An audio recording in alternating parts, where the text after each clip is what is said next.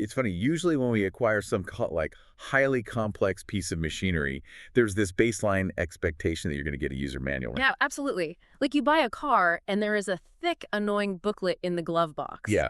It points to a diagram and literally says, here is the engine, here's how you fuel it, and here's exactly what to do when this specific little light starts blinking. It's predictable. I mean, if X happens, you do Y. The mechanics are just laid out right in front of you. Right. But then you look at the human mind.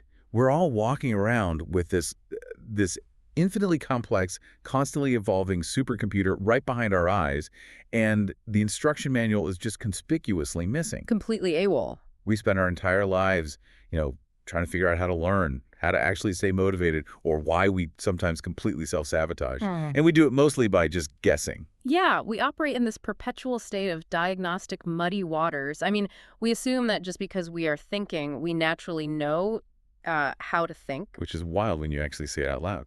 It is. It's kind of like assuming that because you have a stomach, you intuitively understand the chemical breakdown of gastroenterology. Welcome to the deep dive. Our mission for today's session is to finally draft that missing manual for you. We have compiled a massive, really intricate stack of research from the world of educational psychology. Huge stack. Yeah, the file is literally called Educational Psychology Final.md.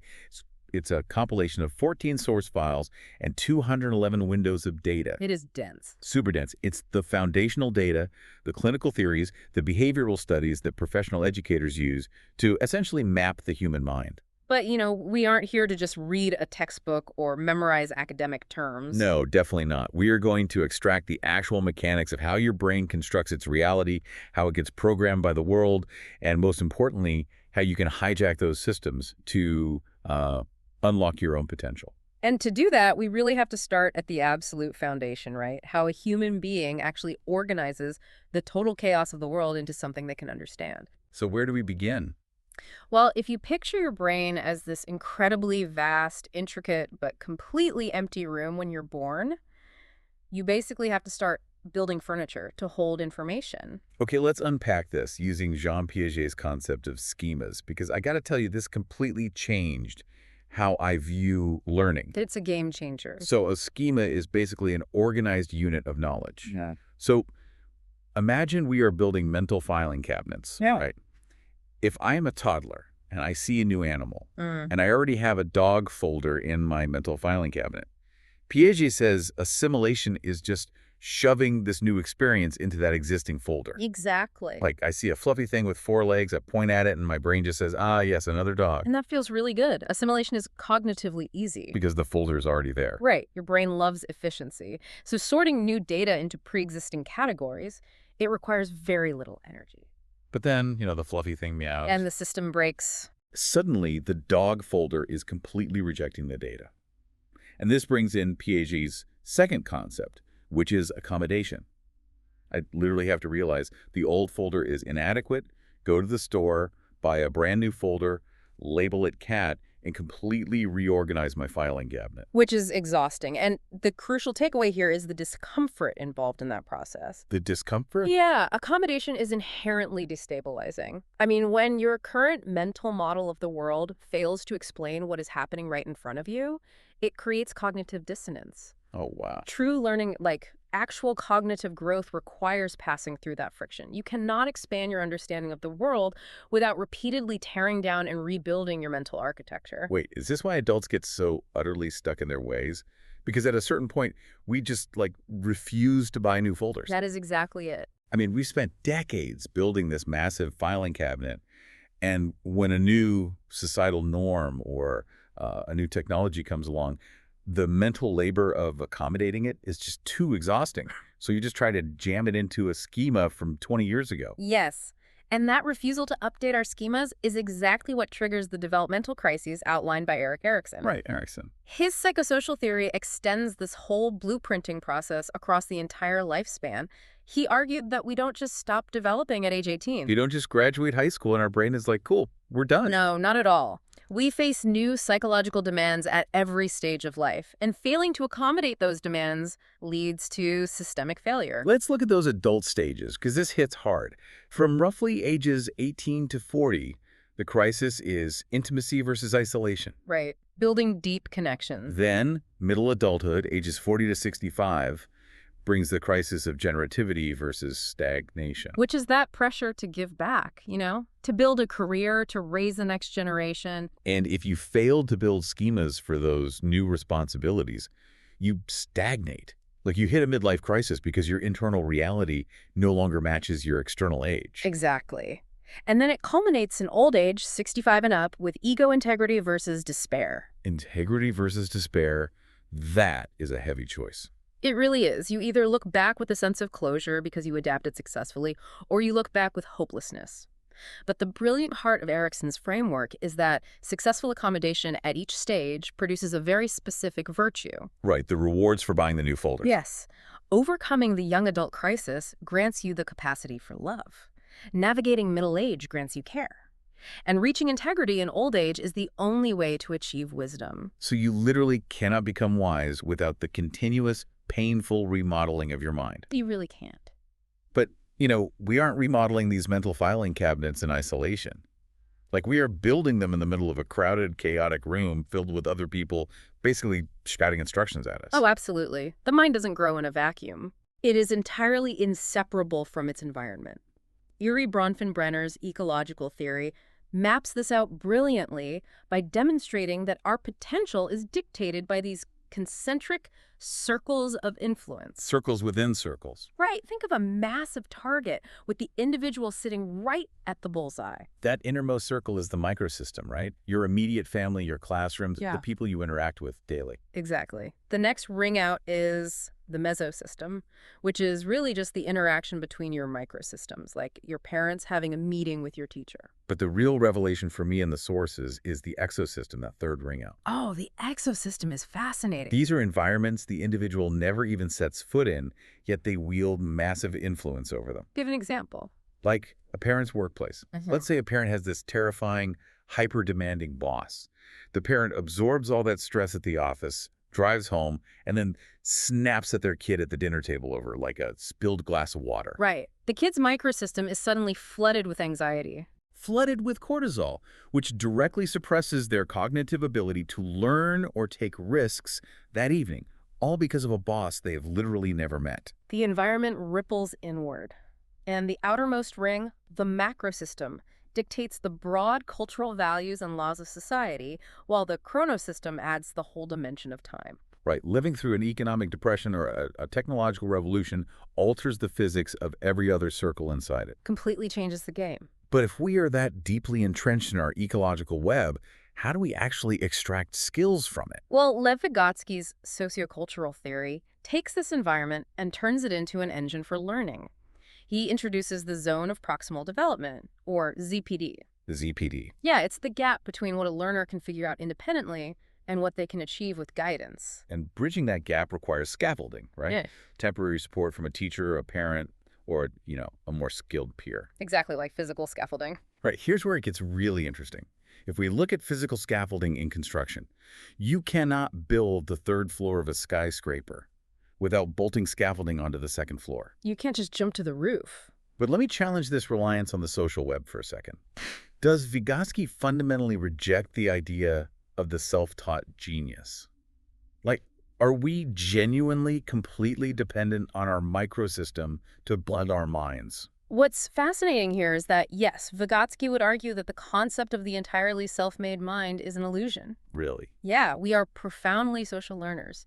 And to understand just how deep this goes, look at his concept of inner speech. Inner speech, you mean like our internal monologue? Exactly. We all have that internal voice analyzing problems or, reminding us that we left the stove on. The voice that narrates my entire day. Right. But that inner voice is actually internalized egocentric speech. What does that mean? It originates in early childhood as a social activity.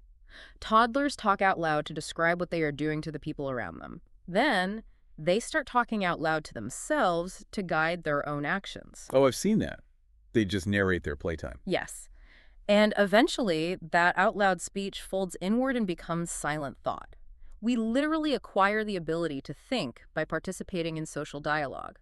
Your private internal monologue is a direct echo of your social environment. Wow.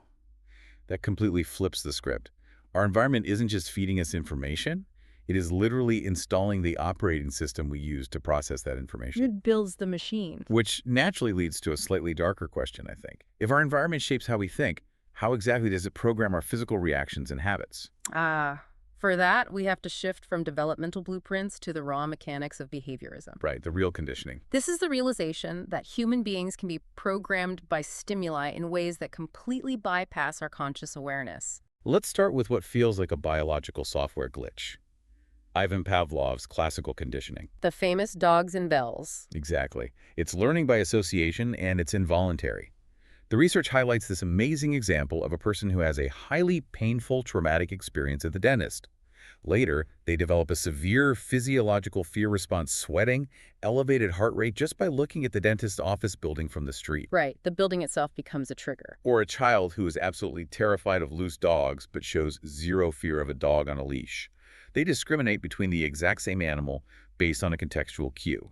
The brain is inappropriately crossing wires. I mean, it takes a neutral stimulus, like a brick building, and permanently links it to a biological survival response. It completely overrides logical thought. But then we move from those biological glitches to basically video game point systems.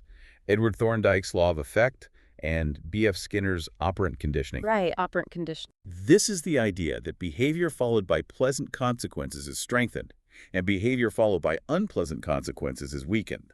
You get a gold star for doing a math problem, so you do more math. It's the whole architecture of reinforcement and punishment. But, the application of this is where so many parents and managers get it entirely backwards. Yes, because Skinner and Thorndike found that punishment is actually incredibly flawed. The data specifically notes that punishing a child for cheating on a test does not guarantee they will stop cheating. It really doesn't. Why does the point system fail when we start deducting points? Because punishment only weakens or suppresses a response temporarily. It essentially signals to the organism, do not perform this action right now in front of this specific authority figure to avoid pain. So it's situational. Highly situational. What it utterly fails to do is remove the underlying desire, and more importantly, it teaches zero alternative behaviors. Right, it doesn't teach them how to study, it just teaches them to be far more deceptive the next time they cheat to avoid the penalty. Exactly. And this massive blind spot in behaviorism is what Albert Bandura solved with social learning theory. Bandura. Yeah. He recognized that humans are vastly more complex than lab rats reacting to electric shocks. We learn observationally, we watch others navigate the point system, and we adjust our behavior based on what happens to them. And Bandura specifically warned about the power of symbolic models here, right? Yes. The people we watch on television, in movies, and now constantly on social media, they represent the greatest range of exposure in modern society. So modeling a desirable behavior is infinitely more effective than punishing a bad one because a model provides the actual blueprint for success. When you punish, you leave a void. But when you model, you provide the scaffolding Vygotsky was talking about. You give them a path to walk on. But, even with observational learning, this whole era of psychology felt incredibly mechanistic. Viewing humans as just complex stimulus response machines or like sponges absorbing whatever a YouTube influencer does, it ignores the fact that we have agency. We aren't just reacting, right? We deliberate, we think about things. And the field of educational psychology had the exact same realization. This mechanistic view was challenged by the information processing theory. The mind as a computer. Exactly. They started looking at the mind not as a reactionary animal, but as a sophisticated computer navigating encoding, storage, and retrieval. Let's look at the specs of this internal computer because the hardware limitations in the source material are staggering. They really are. Your brain has a sensory register that takes in everything around you, but it only holds that data for 1 to 3 seconds. 1 to 3 seconds. That's it. It's essentially a temporary buffer, and if you don't actively pay attention, that data is permanently deleted. And the friction begins the moment you decide to pay attention. That data moves into short-term or working memory. And the capacity of working memory is terrifyingly small. So small. It holds about 7 items, give or take 2, for roughly 18 seconds. 18 seconds. If we use a tech analogy, the sensory register is the RAM holding keystrokes for 3 seconds, and long-term memory is the massive terabyte hard drive.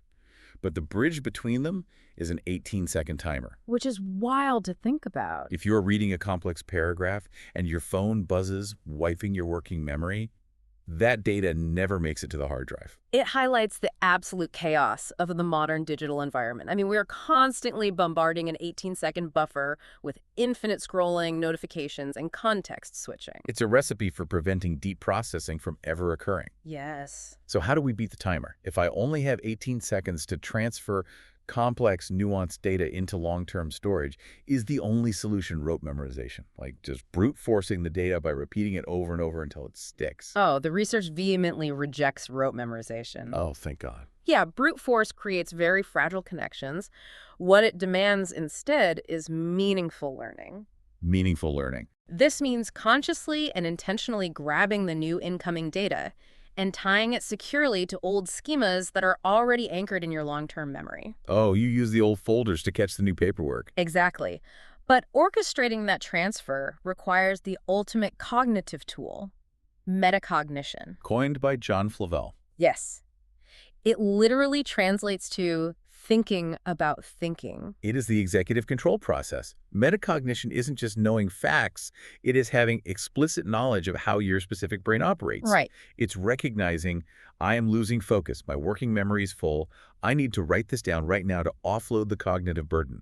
It transforms you from a passive hard drive accepting data into an active, self-regulated learner who controls the flow of traffic. If we connect this to the bigger picture, this brings up a really fascinating friction point. What's that? Well, if everyone has this internal processor and everyone uses metacognition differently, why do we historically measure human intelligence with a single, highly rigid metric like an IQ test? Oh, that's such a good point. And Robert Sternberg shattered that monopoly with his triarchic theory of intelligence. He absolutely did. He argued that logical, analytical reasoning is only 1/3 of the picture.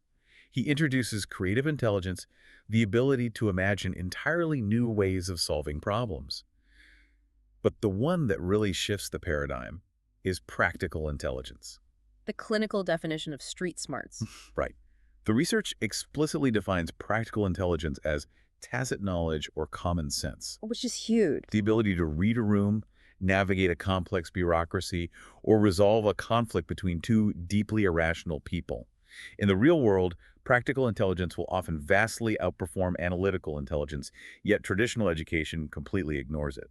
Because practical intelligence isn't about solving an equation on a whiteboard. It is about how successfully you adapt to, shape, and select your environments to achieve your goals. So true. And powering any of these three intelligences requires a fuel source. We have to look at motivation. The distinction between extrinsic and intrinsic motivation is vital here. Extrinsic is doing something purely for a reward or to avoid punishment. It's Skinner's point system. Right, chasing the grade or the paycheck. But intrinsic motivation is doing an activity for its own sake. It is fueled by a desire for deep mastery, a sense of internal control, and feeling like you are the effective agent of your own life, not just a victim of dumb luck. So what does this all mean? Here is where every single thread we have discussed today weaves together into this masterpiece of psychology. We have isolated the internal processor, the working memory, the intelligence types, and the intrinsic motivation. Right. But what happens when we drop that internal system back into the external social web? We get phenomena like the Hawthorne effect, where people instantly improve their productivity simply because they know someone is observing them. But the absolute powerhouse is the Pygmalion effect. Oh, the Pygmalion effect is incredible. It states that a teacher's or a manager's expectations of a person can literally become a self-fulfilling prophecy. If I genuinely expect you to be brilliant, your actual measurable performance increases. It's almost like magic. But structurally, how is that possible? I mean, if true motivation has to be intrinsic, and my working memory has a hard biological limit of 18 seconds, how can someone else's external expectation physically alter my brain's performance? Trace the mechanics backward. It's beautiful.